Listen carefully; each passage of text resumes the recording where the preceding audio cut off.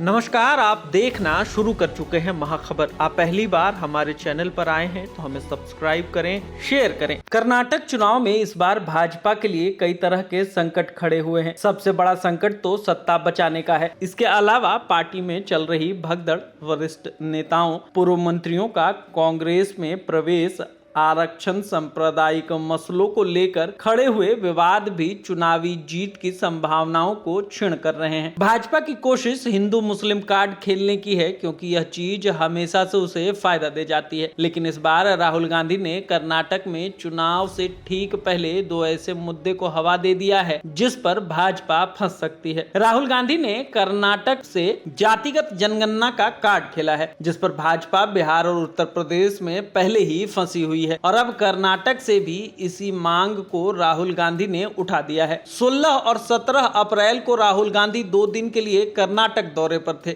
वैसे तो उनका यह दौरा 2-3 बार टला और तारीखें आगे बढ़ती रहीं और जब जब राहुल गांधी दौरे की अगली संभावित तारीख आती तब यह चर्चा उठती कि क्या कर्नाटक कांग्रेस में अंदरूनी कलह के कारण यह यात्रा टल रही है। मीडिया इस मुद्दे को तरह तरह से बढ़ाता ताकि कांग्रेस के लिए माहौल खराब हो और भाजपा के पक्ष में बात बने, मगर फिर भी भाजपा अपनी फूट को रोक नहीं पाई। भाजपा को यह भी उम्मीद थी कि सांसदी गंवाने और मानहानि मामले में सजा के बाद राहुल गांधी थोड़े शांत हो जाएंगे, लेकिन राहुल गांधी अडानी मुद्दे पर सवाल उठाते रहे, पूछते रहे कि 20,000 करोड़ रुपए किसके हैं और कर्नाटक के कोलार से सभा करके उन्होंने ऐसा दाव चल दिया जिसका सामना करने के लिए भाजपा के रणनीतिकार शायद तैयार नहीं थे। गौरतलब है कि कोलार वही जगह है जहां राहुल गांधी ने मोदी उपनाम को लेकर टिप्पणी की थी और इस टिप्पणी को ही पूर्णेश मोदी ने मानहानि प्रकरण बनाया। कर्नाटक का मामला सूरत की अदालत में पेश हुआ और वहां से राहुल गांधी को अधिकतम सजा यानी 2 साल की कैद सुनाई गई। हालांकि इसके बाद उन्हें जमानत मिल गई और अब राहुल गांधी ने सजा के खिलाफ अपील की है, जिस पर फैसला आना अभी बाकी है। सजा के ऐलान के अगले ही दिन उनकी सांसद सदस्यता रद्द हो गई और अब सरकारी बंगला भी छिन गया। भाजपा सांसद से राहुल गांधी को बाहर करने में सफल हो गई और लेकिन इसके बाद भी उनकी मुश्किलें कम नहीं हो रही। राहुल गांधी अपने पुराने तेवर के साथ ही भाजपा के सामने सवाल उठा रहे हैं, जिनके जवाब भाजपा के पास कहीं नहीं है। 16 अप्रैल को कोलार पहुंचे राहुल गांधी ने ओबीसी के हक का सवाल और जातिगत आधारित जनगणना की मांग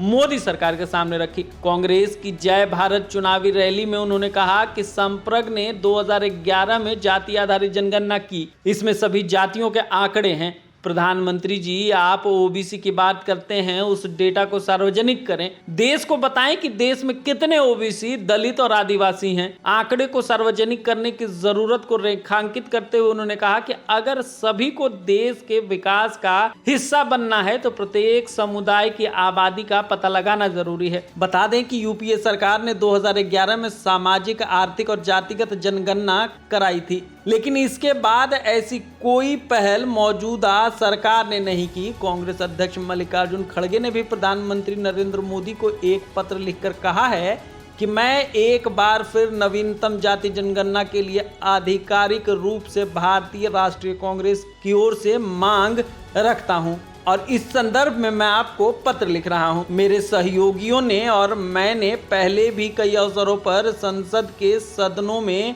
इस मांग को उठाया है। कई अन्य विपक्षी दलों के नेताओं ने भी इस मांग को रखा है। श्री खड़गे ने 2011 में SECC कराए जाने का जिक्र करते हुए कहा कि मई 2014 में आपकी सरकार आने के बाद कांग्रेस और अन्य सांसदों ने इसे जारी करने की मांग की, लेकिन कई कारणों से जातिगत आंकड़े प्रकाशित नहीं किए गए।